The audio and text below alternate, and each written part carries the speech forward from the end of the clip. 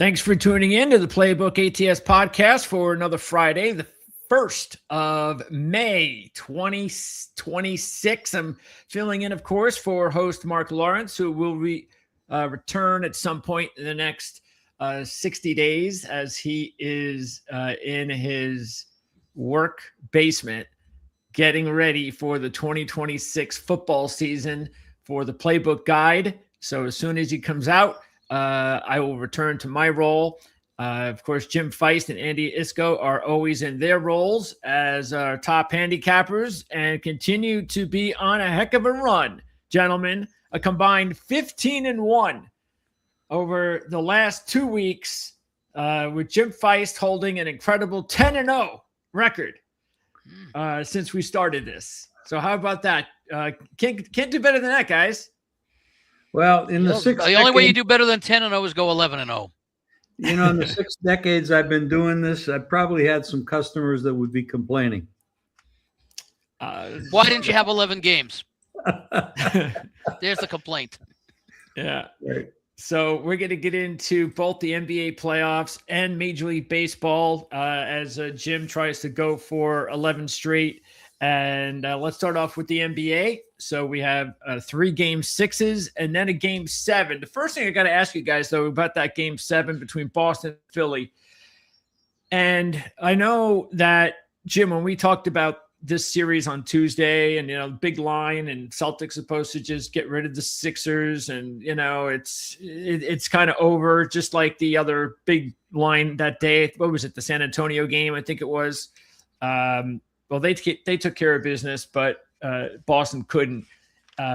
It's I don't know. You tell me. Of course, you're the one that follows this sport and have for your whole life, or else since you've been handicapping for many years. But do you see a difference between the game today and the postseason when it comes to these types of situations? Where, like, I remember when I was paying attention to the sport as much as you guys were 20 years ago, say, when it was really at the apex of the sport's popularity, you just never saw this. If a team was a lot better than the other team and they were 3-1 in the series, the team that was up 3-1 in the series disposed of that other team and it was on to the next round. And yet we have upset. And not that every series is having upsets, no, but we talked about the upsets last year. You guys talked about in the beginning of our playoff preview discussion a week or two ago about this year's going to be a little bit different. We should probably see not as many upsets. Well, I don't know if we've had a lot more upsets game to game, but here we go once again. We got a game 7 situation where we might have one of the biggest upsets in the NBA playoffs. Well, I could do a whole monologue on the NBA and what's wrong with it, and then I could trip over to the college basketball and college football and do another monologue on what's wrong with both of those sports. Money is corrupting the whole damn thing. These guys, I mean, they make a lot of money, and they're the greatest. I'm talking about the NBA basketball players, the greatest athletes in the world, and they look at the speed and the physicality of what they go through in an entire season, playing roughly 100 games. If you're in the playoffs, you're playing 100 games, and then the physical toll of traveling and practice and everything else. I mean, and they're big men, and they're they take a lot of punishment out there. And in the old days, a lot of people, they didn't have the prosperity we have in the country today, although we're suffering a little bit right now in some areas. But people worked in the coal mines and they worked 16, 18 hours a day just to make a living and make things go. We've gotten soft. And that's bottom line. We've gotten soft. The easier things get, the softer we become. Well, these guys are not used to playing with this kind of intensity every game because they don't do it. They got the load management stuff, and you have ingrown toenail and you take a week off, and you just don't see it. So we have a different society. In many ways, we have a different society. So you're seeing this kind of stuff. I mean, no, you're not getting the consistency because these players don't play consistently every day when they go out there and play their 81 or 82 games in the regular season. And our world is different. So that creates a handicapping, from my perspective, a handicapping issue. It's almost like, I never used to feel this way, but I do now. It's like when you make a bet, it's like putting your hand near and nearer and nearer to the fire. You know that the so closer you get, the hotter it gets, and the more likely you're going to get burned because you just don't know what's going to happen. Now, you looked at it last night. I watched the Minnesota game against Denver. Well, Denver's, they're starting to show their age. And but everybody's injuries. But you got 4 players out for Minnesota, a couple stars and a couple, guys that are next level.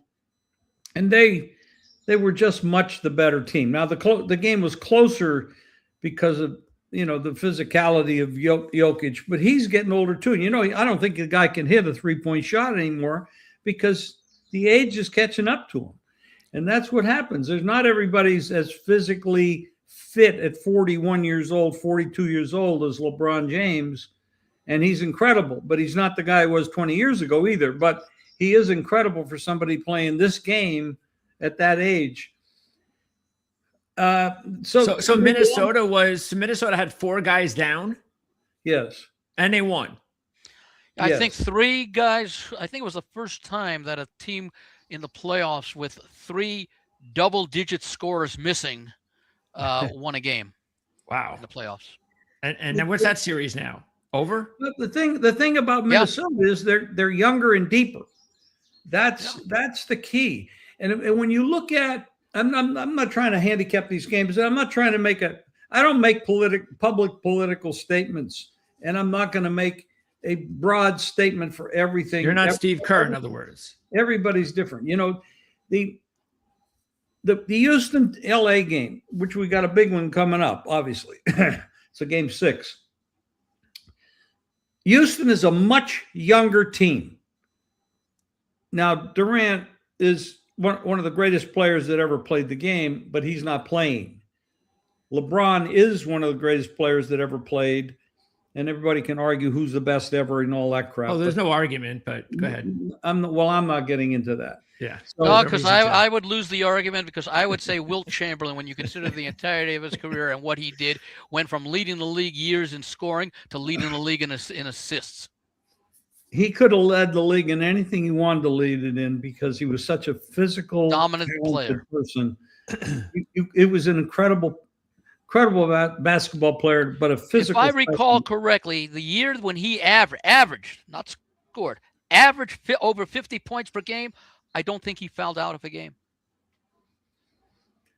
He was, but unless you grew up and watched him and stuff, I mean, you probably wouldn't respect that. So, in any case, Houston is a young team that the Lakers left off the hook by blowing the lead a few games ago. And the Lakers banged up. Luka's out. Reeves is so-so. And LeBron is 41, 42 years old. And he's not the guy he was 20 years ago. But most people aren't. But he's still pretty damn good. But this is what's happened. And Denver looked that way last night as well. So these guys are not physically. If you go to the gym for 3 days a week and you work out and you stay fit, you can do a lot more than if you don't. If you're sitting on the couch eating bonbons. Same thing here. These guys are deep. And like I said, they're great players. So it's a different world and everything. I mean, you can see it in every sport. You can see it in every walk of life. It's not the same. I've been doing this 6 decades. It's not the same. You've got to be a lot more careful.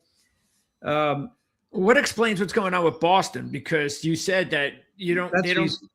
That's easy. Okay, go ahead. Boston is 3-point shooting. That's all that matters. Boston is a dominant 3-point shooting team. If they hit their threes, they win. If they don't hit their threes, they lose. It's that simple. This is the problem. The 3-point shot is the most fickle statistic in basketball. If you're hitting, maybe all of sports, actually. well, that could be too. Yes. And so if they don't hit them, they're losing. If they do hit them, you can't beat them.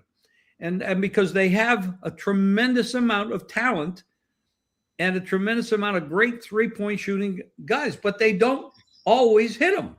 And so now you got Philadelphia, who was totally disrespected. Embiid comes back and he plays like he's supposed to play, which he almost never does that. And then, of course, they got a couple other guys that are pretty damn good as well. Now, Boston put themselves in harm's way. And you look at the lumber. I mean, there's no question in my mind that Philadelphia could not win this game. They're very, very possibly could win this. Now, is Boston going to hit their threes? I don't know that. I don't know if they're going to hit their threes. And they don't know it either.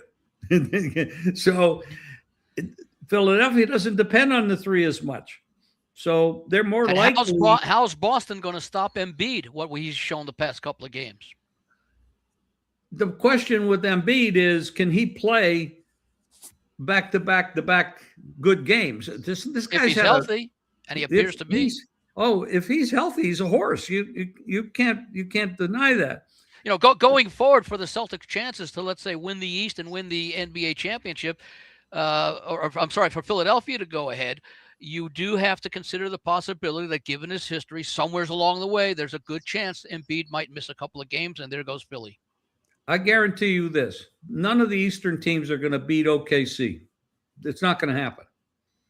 That is a balanced team, well coached, and the talent is everywhere. And, you know, even the best player on their team is not a three-point shooter. He's a two-point shooter. He drives to the bucket. He gets mid-range. If you can dominate the 2 points, if you can hit your free throws and you can get rebounds, you're going to beat a three-point team. Is this a decent play then, even though they're minus 125 to win the championship? Do you think that's a good play? Yes, I think it's not. You know, the thing about the Spurs, which is the second best team in my opinion, and I would not discount Minnesota's capability, but the problem is with those guys that are hurt, and I don't know what their status is going to be. Edwards probably won't be back. Ant? You're talking about Ant? Yeah, he may not be back. He's likely not to be back. It's difficult. I mean, they're not going to go by this. They're not going to beat the Spurs and teams like that without those guys. I mean, yeah, they beat Denver, but Denver's getting old. And they don't play defense. Denver was defensively liable. I remember we said last week. Aaron was out also, and he's a key player. That was a big, you know, they played as hard as they could, but it was too much for them. I'd say. I remember saying that the winner of the Minnesota-Denver series was going to go to the Western Conference Finals, whoever they had to get by. I can't say that now without Edwards. No. It's hard not to see San Antonio and OKC. I honestly don't believe anybody's going to beat the Thunder. I think the only team that could would be the Spurs, and I'm not too sure about that because they're so young.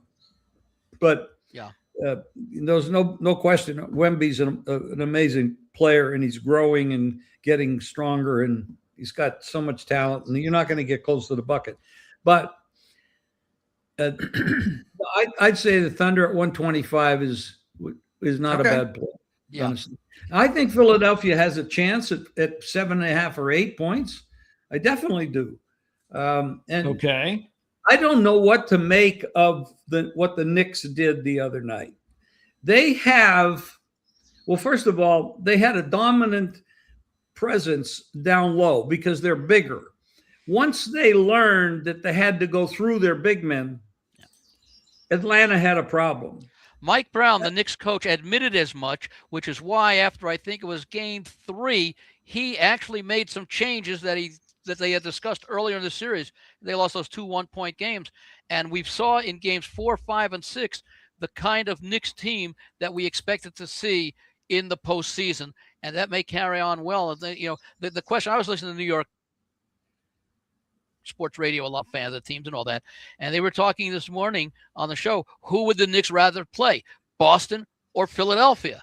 And the callers and the comment and the host were making convincing arguments for both, because they both felt, or they all felt, that the Knicks had, the way they're playing now, and who knows, adjustments will be made, but the way the Knicks are playing now, they can clearly win the East. And then it's a question of, they match up well against Boston, especially defensively with the 3-pointers, and they can handle Embiid in the middle there. Personally, and it's a very simple reason, I prefer them to go against Philadelphia, because they'd have the home court against the 76ers as opposed to going Boston. But I think the Knicks are a real threat to make it to the NBA Finals. I would totally agree, Andy. I'd bet the Knicks right now at that number. I think they have a hell of a chance. Well, your prediction was actually OKC and the Knicks, Andy. So you had at the time the Knicks were 4-1 to win the East. So now they're down to almost a little bit more than 3-1. And even at that number, Jim, you like that number, 3-1 to win the East. I think it should be a little higher, but that's all we got. So I'd have to take it. I don't, Cleveland is still in the mix too, and so is Toronto. But I have not been impressed with the way Cleveland is playing. Harden, I don't know. Has Harden never won a championship? I mean, the guy folds his 10th when he gets to the playoffs. He just disappears. If it wasn't for Schroeder playing point guard at the end of that game instead of Harden, they don't even win the game. Harden is an old style player, had tremendous career, no question. But when it comes to the playoffs, he disappears. And I'm very disappointed in Cleveland. Has a great roster, and they should go far.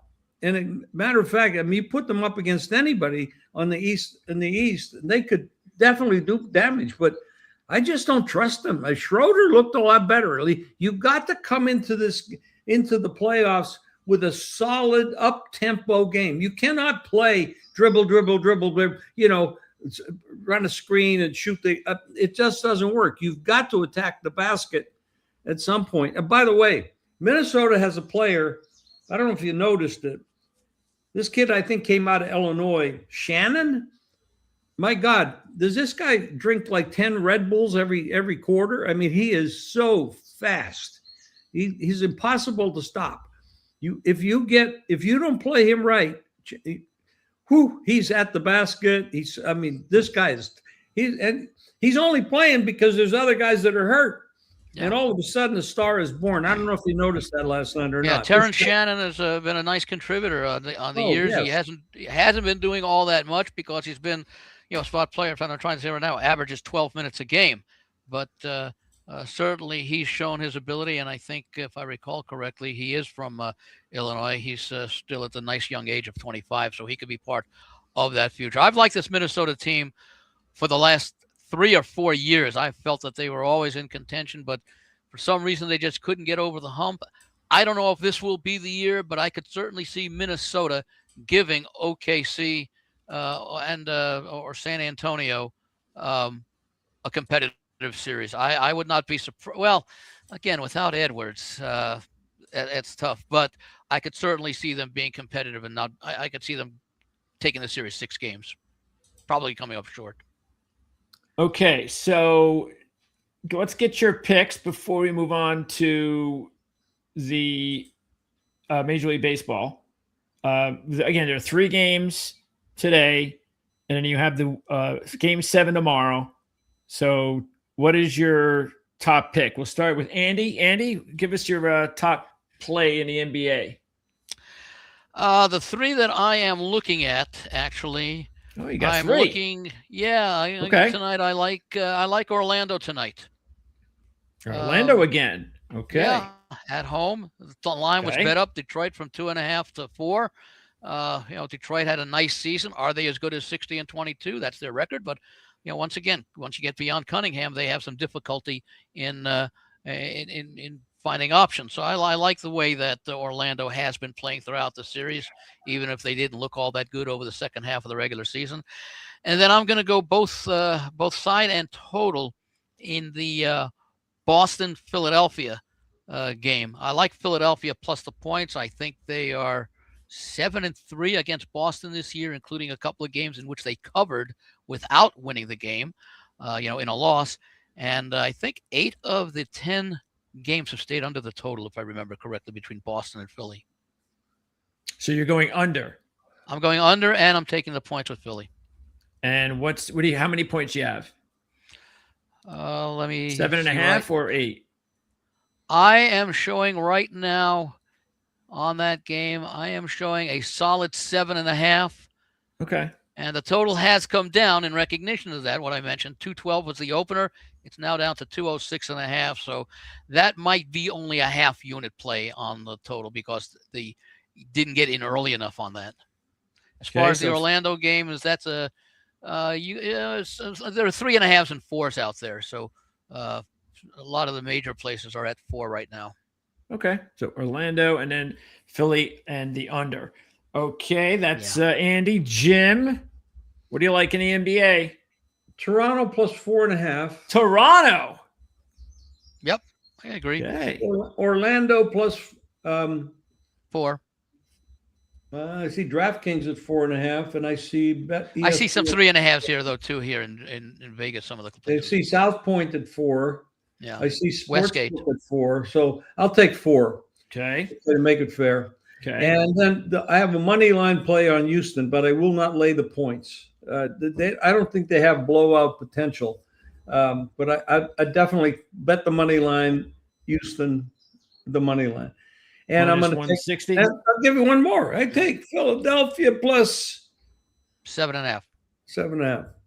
So Jim's trying to purposely get off this winning streak. He's got all 4 of the games he's taking. There is absolutely no reason whatsoever to ever pick a loser. Ever. Yeah. Unless you plan on going against it. Okay. So you've got all 4 games. Toronto and 3 of them are dogs. So you've got Toronto, Orlando, Philly, and then the only favorite, you're not taking the points. You're just going money line minus 160, and that is Houston.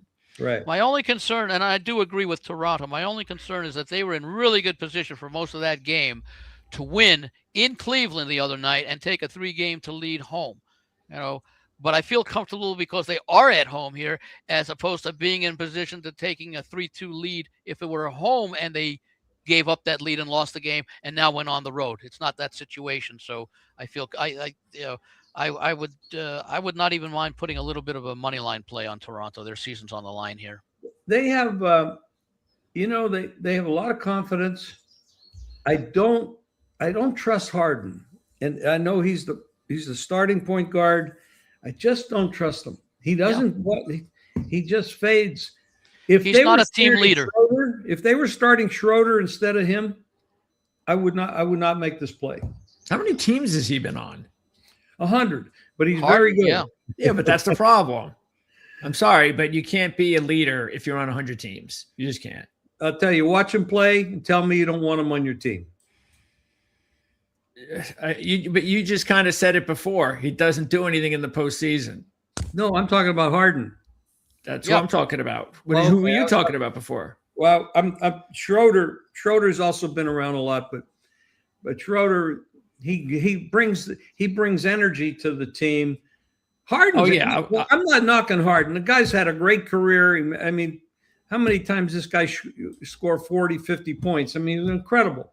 But this is an older version of him. And you start to get.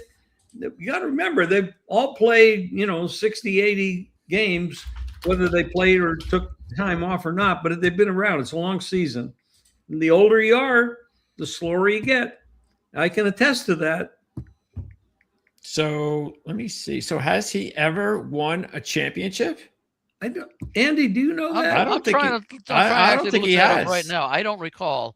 So as good as he's James been, Harden has not won an NBA championship in his 17 season career. There's the answer. I think that answers all the questions we need answered. As good as he's been, and he has been really good. There was a time way back when he was on the Thunder with Durant and Westbrook. Was it not, Andy? I believe so. Yep. Those were the days. Now imagine if Durant. The OKC days, though, that was really the days. Hold on one second. Those OKC days. Podcast. I'll call you back. That was the real early infancy stages. That was kind of fun and what's Durant one? He won a title because he was the Golden State the one year. Yep. He left and went to Golden State. Yeah, Won a but he made this great decision. He said, I'm going to leave Golden State and I'm going to go to the Nets. Yeah. What a great business move. Wow. Money, money, money, money. Oh, that was absolutely dumb. Totally dumb. Before we leave basketball, the number one pick, here are the odds. And look at our boy Darren Peterson is the second choice to get drafted in the NBA at 3-1. And look at Darius Acuff. I was just staring at that as you were talking about Peterson. I mean, I'm sorry, but it's funny. They were showing a mock draft and they started backwards, like 6-1 or something for whatever reason in the report. And the Nets, the guy was saying about Acuff and the Nets. And of course, I'm not following it. I'm like, oh, I guess the Nets got the number one pick. That's great. And then I realized he's talking about the sixth pick. Sixth pick? No. Are you kidding me? Darius Acuff is going to get – and then you take a look at some of these mock drafts, and that's exactly where they have him going. They have him going like the fifth or sixth pick in the draft. I say top 3. Yeah, that's crazy. Somewhere's in the top 3. If you get Darren Peterson, you better bring a mental genius along with him to keep him straight and narrow. I mean, this guy is a basket case. But he's the second choice. Yeah, well, that's good. I know, and that's the funny part is that it's not like it's okay. The basket's got the size and all of that, and I can excuse it if you want to go that route. But when you're talking about fellow guards, and I've got to actually, I'm not even an NBA expert, and I know you got to take Acuff over Peterson.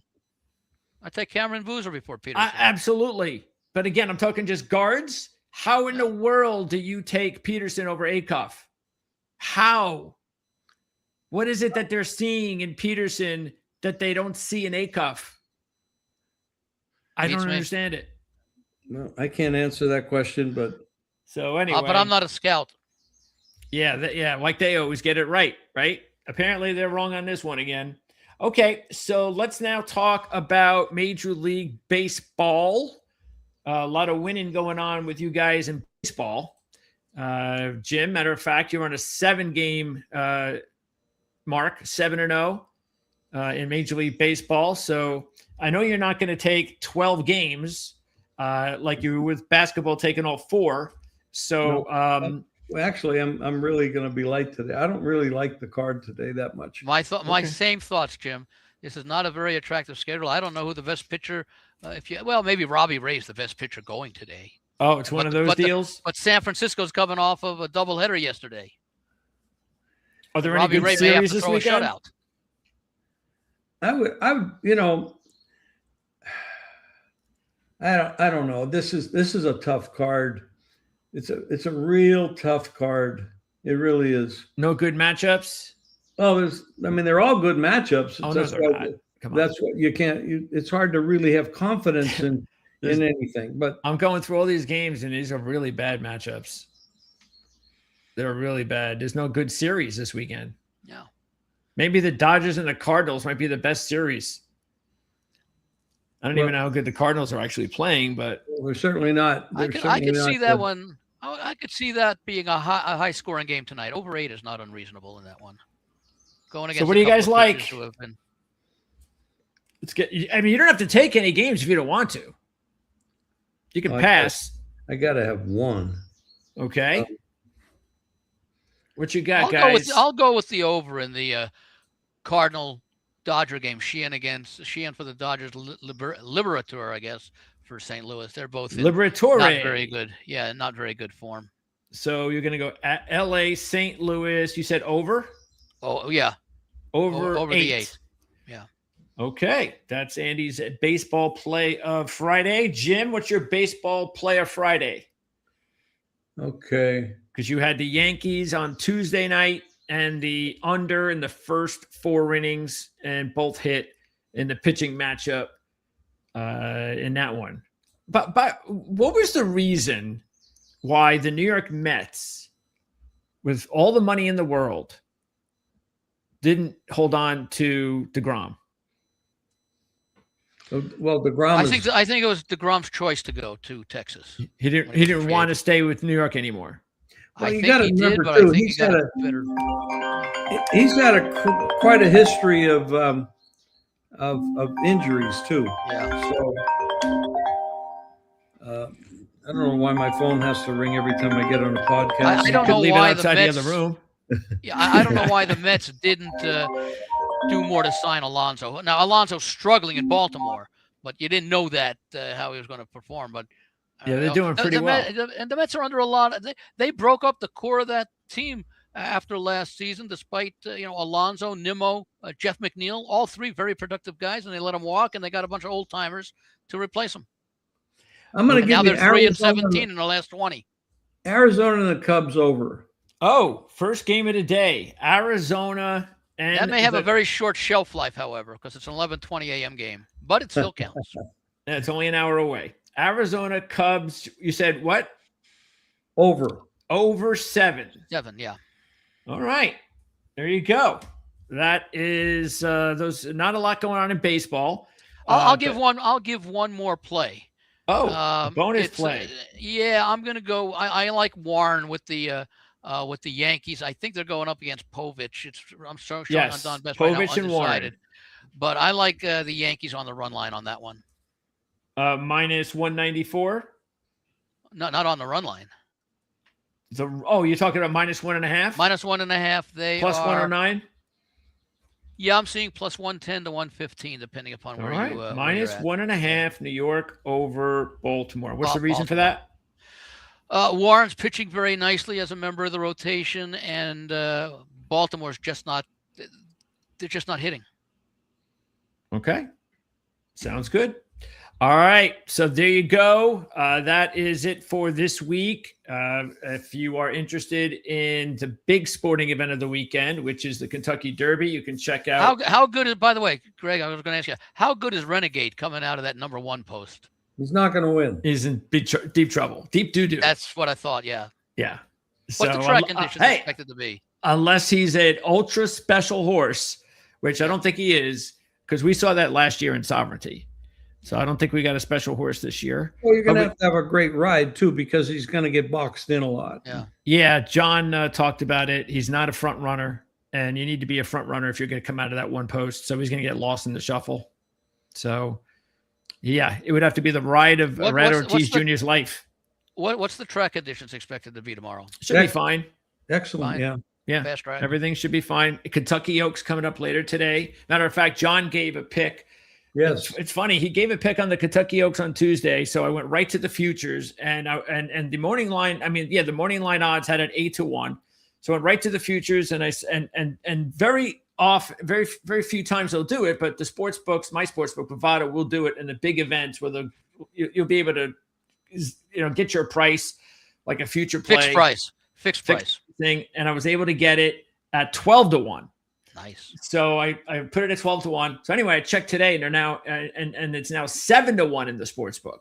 Oh. So have you mentioned the name, or you're not going to? Oh yeah, which is okay. That's the Prom Queen. What was that? Prom Queen. See, okay. Jim knows because he placed a bet on him. Why do you think it went from 12 to 7? Exactly. Anyway, that's today. That's a late night one, by the way. It's very unusual that they're having a night session in the Kentucky Oaks. So it's going to go off close to 8:45 tonight. That's Eastern time. Yep. Right. And then it will be the Derby tomorrow. And John's picks, if you want them, you can go check it out. We did the show yesterday.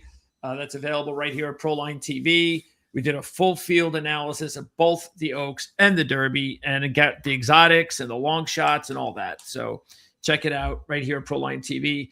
Jim will be back on Tuesday, and I guess we'll probably just do it all over again with more NBA and Major League Baseball talk. And this is going to be the way it's going to, programming wise, we're going to handle this all the way for the next couple of months, I guess. I think by Tuesday they will have some of the opening games for the next round of the NBA playoffs. Okay. And the schedule comes out in the NFL in a couple of weeks. So we'll talk more about. And I'm going to drive Greg crazy because I'm going to have WNBA plays. Oh Lord, when is that? When Oh, does that Tuesday. season start? It's the middle of the month. Yeah, that's what I thought. Yeah, I know they're playing the preseason right now. Oh, I think that league, not only is it growing, but I think it's becoming a little bit more stable. And well, they had those big issues with the collective bargaining agreement that took Yeah. months to solve. I think they've resolved a lot of that. A lot of the girls got some well-deserved raises. Yeah. And I think the nonsense is going to end, slow down a little bit. The good thing about them is their regular season is a lot shorter, and they don't do any of that what do you call it? Tanking? Well, not only tanking, but the oh God. In-season tournament, or when they take all the time off during the season of the rest, all load that management. Yes. load man, yeah. Yeah. But they now are referring to a lot of it as injury management, because it sounds like But more of a legitimate excuse. Let's call it what it is. There are a bunch of the guys who Prima donnas. guys and girls, Yeah. prima donnas and divas that we want to take time off because Yeah. we need more time to spend our money. And that does not go away just because the postseason begins. It's in their mindset. It can't go away. There's a certain level Andy, you have to what get were to. What were the ratings? I don't know if you even know this, but if anybody knows, it would be you. The ratings for the NBA during the regular season. The TV I seem to recall reading somewhere that they were pretty good, surprisingly so. Yeah. Yeah, it's really hard to judge ratings nowadays. You don't know who to trust. They're on different services. It's just And they don't count. You can't count people watching them in a sports book and things like that.